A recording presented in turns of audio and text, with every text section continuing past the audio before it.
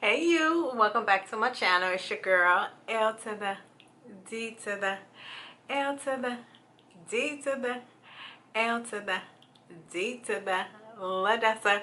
Welcome back. I missed you. I always miss you.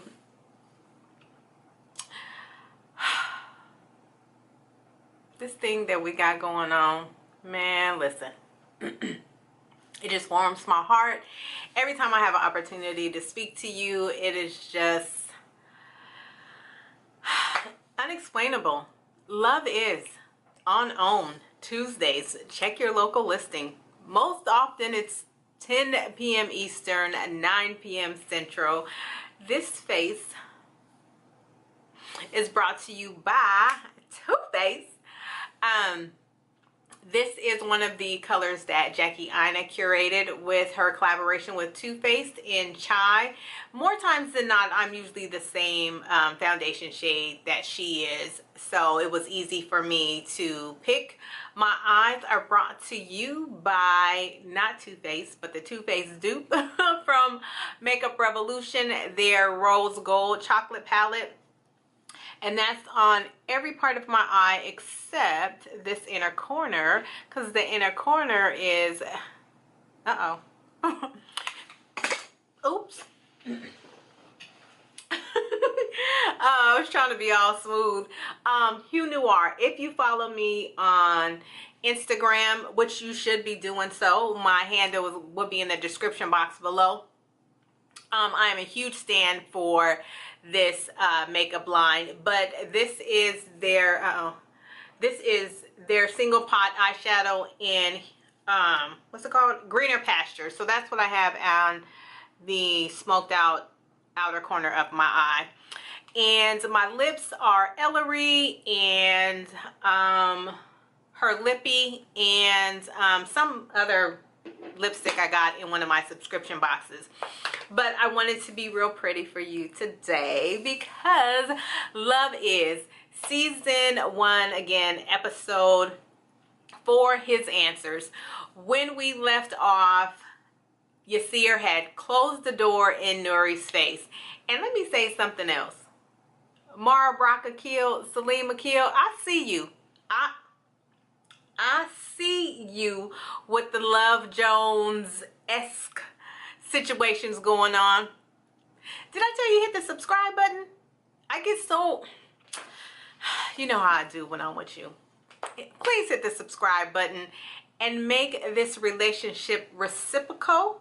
And then after it's over, you can tell everybody all about us. There's no shame in the game but me and you, okay? Tell the world, do not, be ye not ashamed of the thing that we got going on. After it's over, give me a big thumbs up and let's talk about Love Is or whatever else you want to talk about in the comment section. So like I said, where we left off was Yasir had closed the door in Nuri's face because he was down to Ruby's house. Why do I feel like my highlight up top is just like really popping and blinding? I need to smooth that out some. Okay.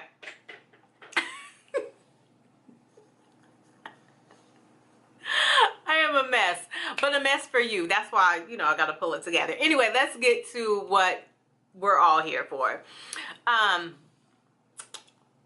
Yasir had slammed the door. Well, not slammed the door, but he had closed the door in Nuri's face. And because he was taking care of Ruby. And so in the opening scene, Nuri is laying in the bed, and it appears that she is laying in the bed with Yasir. And I'm like, hold on now. Sisterhood here. We are mad at him. He is not supposed to be in the bed. And I was like, this has to be like some kind of dream sequence or something. And she's kind of tossing and turning, and he's getting close to her. She's getting close to him. And then it cuts to Yasir, and they're in the bed together. And I'm just like, look now, you better show me where he said sorry or something. And sure enough, it was a dream sequence. And the song that they played on the intro coming in was Dion Ferris, Hopeless, with a penny and a hole in it, penny with a penny and a penny with a hole in it. And that took me immediately to one of my all-time favorite movies, Love Jones. Nuri gets a knock at the door and she jets out of bed, rushing to the door thinking that it's Yasir. And I'm like, I feel you, girl. I mean, the heart wants what it wants, and it's better to cuss him out in your presence than being left to your own vices and your mind going like that. And she opens the door and it's Keith. I'm just like, what is he doing here? Nobody wants you here. Go away. But remember, they were supposed to go on the ski trip, and Nuri neglected to let him know that she is in love now and she will not be going. So he comes in and he's like, hey, what's going on? We're supposed to be getting ready. And Nuri is kind of pussyfooting around and hemming and hawing. He's like, come on, I don't want to get stuck in this LA traffic. Come on, let's get it cracking. And she's like, well,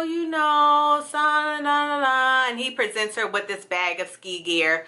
And every time she tries to say something, he just interjects.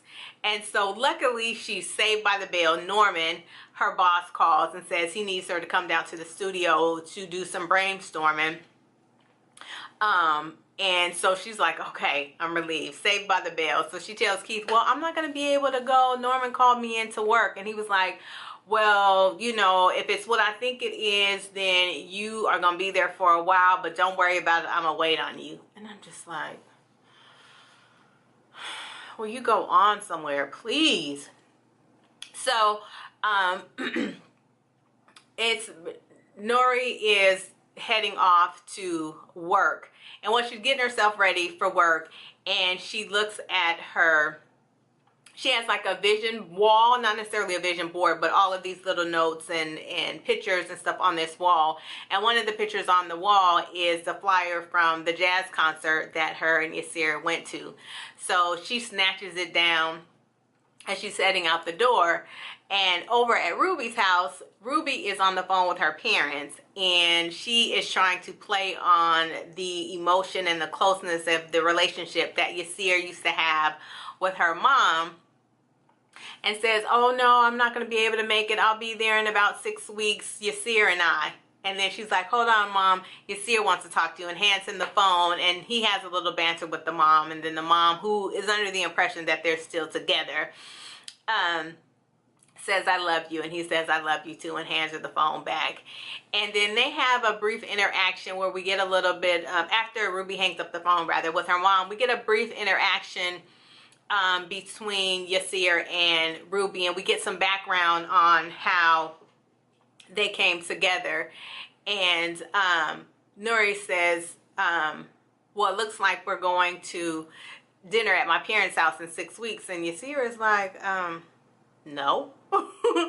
And Ruby is like, well, if you don't, I'm going to tell my dad how you left me in LA with another woman. And Yasir gives her this look, and she's like, what? You want to say that I wouldn't be here if it wasn't for you?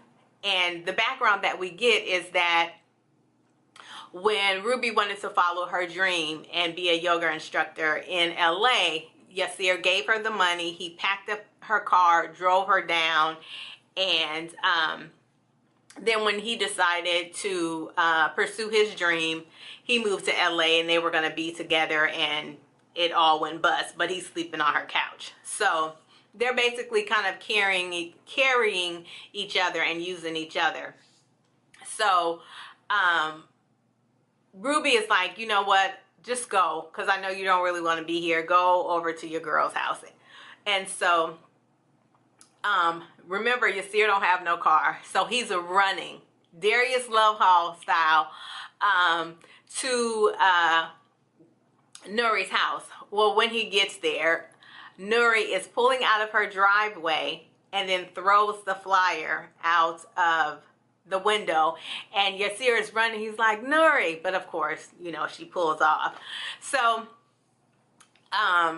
Pearlie, which is Nuri's neighbor, says, oh, I wish somebody would run after me like that. That's so romantic. And he's like, yeah, well, And she tells him, I tried to keep the tow company from towing your truck, but I couldn't. I mean, towing your car, but I couldn't stop him. And he was like, well, you know, hey, it is what it is. And he's picking up the pieces of the flyer, and she's like, there's more over there. So he gets as many as he can. And excuse me, throughout the show, he's trying to tape this flyer back together. And so he's throughout the day, he's hanging out with his guy Sean, and we get introduced to Sean's girl. And Sean is currently in trouble with this girl. He was in a chat room conversing with some girl on the internet, or who he thinks is a girl. So Yasir says, how do you even know that you're talking to a girl? He was like, because it's the internet. The truth lives on the internet. And so that's kind of, you know, kind of funny, because the killer lives on the internet. And people be catfishing on the internet. So that's funny. And then later on in the day, Sean and Yasir are, no, matter of fact, let me go back. So Yasir gets to the impound lot trying to get his car back, and he's trying to bargain and haggle with the owner of the tow company. He's like, look, have you ever done anything for love? And the guy is like, yeah, absolutely. And it pans to his wife, and his wife is right there. And he's like, we've been together 30 years. And Yasir is like, look, the number to the woman I love is in my car. If you would just let me get myself out my car, get her number, let me use my car for 1 hour, I promise I'll bring it back to you, and I'll give you $98 in food stamps.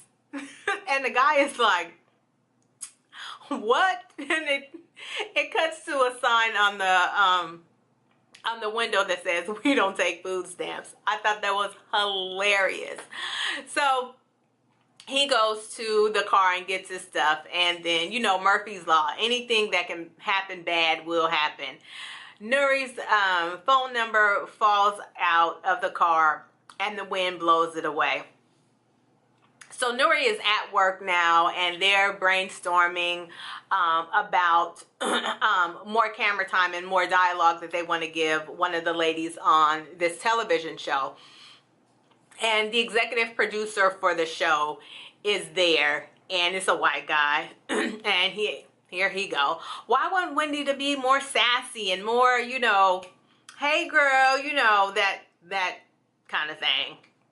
And Angela, Nuri's best friend, is there, and she has her hair braided. And he looks at Angela. He says, oh my God, Angela, I love your hair. He gets up and touches her hair. And I am like, if you know anything about a black woman, you do not touch her hair. So after he leaves, there's a really nice interaction that they all have, Norman, Angela, and Nuri, where Norman says, you know what, Angela, kudos to you for not going off, because you could see it. It was all in her grill. She was ready to snap, but she held her cool. And so that was like a nice little scene for them to have that dialogue, and also just to kind of show that ignorance that other cultures can have about black women and their hair. So Sean tells Yasir that Nuri used to always come to this coffee shop. So they're at the coffee shop, and they're waiting, and Yasir is still trying to put this flyer back together. And Sean is like, look, we gotta go. And furthermore, we gotta go because I have to go number 2. So Yasir's like, will you at least drop me by her house? And Sean is like, oh my God. Excuse me. And during that scene, when they're leaving out, they cut to the older Sean and the older Yasir. And it's Tim Reed. Tim Reed, if you're not familiar with him, he used to play the dad on Sister to Sister, or Sister Sister. So that was cool. He still looks really good, aged very well.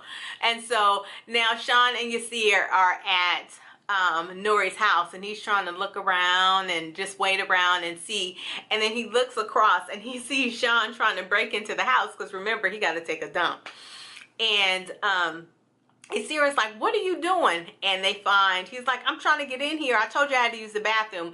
So they find a sliding glass door and it's open and Sean goes to use the bathroom. And Yasir is looking around Nuri's house and he sees her vision board or vision wall. And he's trying to tell Sean, like, hurry up, hurry up, hurry up. So while Sean is still using the bathroom, he drops a note for her in her mailbox in her house, because it's one of those mail chutes where the mail comes into the house and you just open the little door thing and the mail will be right there. And when he goes back to tell Sean to hurry up after he leaves the note, he tells he sees the ski bag that Keith brought, and he was like, I thought she wasn't going. And Sean is like, man, look, she out of here. And Yasir, like, in his heart is like, no, I know she wouldn't do that, you know, so on and so forth.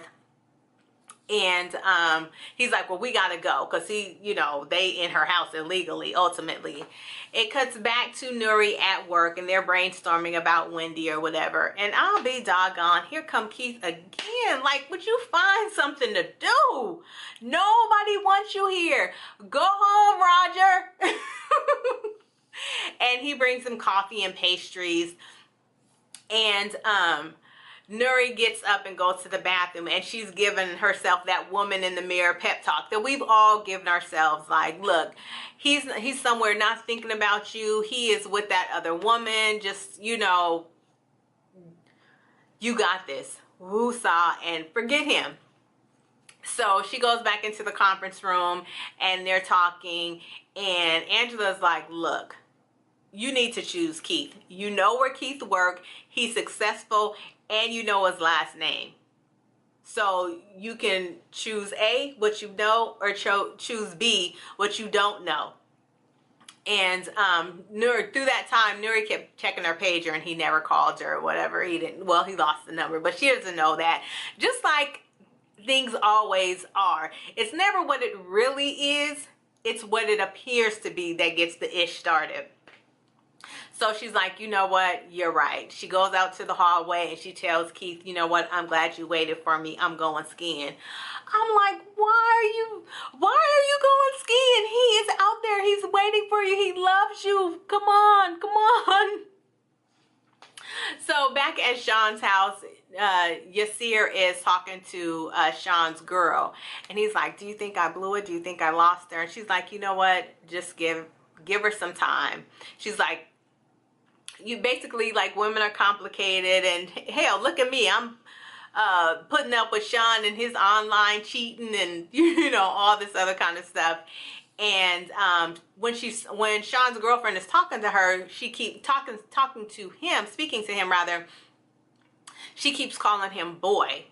And so Yasir says to Sean, do you think, you know, they keep calling us boy because we're not mature, we need to grow up? And Sean is like, I mean, I may mess up and all of that, but I got my ish together and I'm in my home taking care of my girl and my baby, doing what I need to do. And Yasir is like, well, you just were on the couch. And Sean was like, I was on the couch in my home. You on the couch because you ain't got nothing, and kind of checked him. And I was like, I'm not saying, I'm just saying all he was saying is probably what he was saying was correct. So Yasir goes back to, he goes back to Ruby's house, and he's like, you know what, when I get my unemployment check, I'm just gonna go back home. She's like, you can't go back home. I can't have my parents come down here and see that I done got liposuction, and here's an opportunity for you to have a fresh start. And he says to her, do you think I'm using you? And she kind of looks at him, because that was the same thing that Nuri asked Yasir when she came to the house on the last episode. Are you using me? Like, basically trying to use her because they're basically in the same field. And Ruby is like, look, just consider this a fresh start, because ultimately they're using each other. Ruby need him to take care of her and, you know, keep her parents in the dark about what's really going on. And Yasir, you need a couch. So they have that dialogue or whatever, and Ruby's like, you know what, just stay here, everything will be all right, just work it out. So then that is the last scene of the show, and Yasir is on his way to Nuri's house. And Nuri is getting her mail. She's back home. She's getting her mail, and of course, she doesn't see his note because it's at the bottom of her mail. She sets it on the fireplace, on the not the fireplace, but on the mantle. And when she's walking back across the room, she looks out her window and she sees her man coming. And she opens the door, and he just immediately starts diarrhea of the mouth about everything. He's like, look, here are the answers to your questions. My name used to be such and such and such before I converted to Islam. I was married before. It didn't work out, but it produced a son. He's 6 years old. It burns me and pains me to be away from my boy, but I got $1 in a dream. And when this dream gets off the ground, I'm going to get my baby. And you asked me if I was using you, and yes, I am. I'm using you to basically make me better. And I just was like, how could you not love him? How could you not love this man? And Nuri is just like, she is drinking it in. But there was like a scene, I mean, while he was giving his speech and answering the questions, there was a point where when he said, yes, I am using you, where Nuri's face was kind of like, really? But then it all, you know, he said his piece and it all made sense. And I'll be goddamn if here come Keith again. But he's coming to pick her up because Nuri did say she was going to go on the ski trip with him. So, she has one of those houses where you can see the front, whoever's at the front door through a window. And, Yasir sees Keith and he's like, I thought you weren't going. And so then Nuri plays, you know, she's trying to play tough. Well, I didn't know what was going on with you. And he was like, I thought you were different. And he opens the door and introduces himself. And, well, not even introduces himself, but he says, hi, you're Keith, right? And he's like, yeah.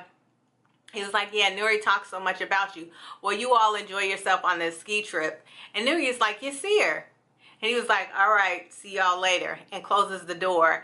And in that same moment of disgust and disappointment and sadness, it just all over Nuri's face. And that was it. And that was the end of the episode. This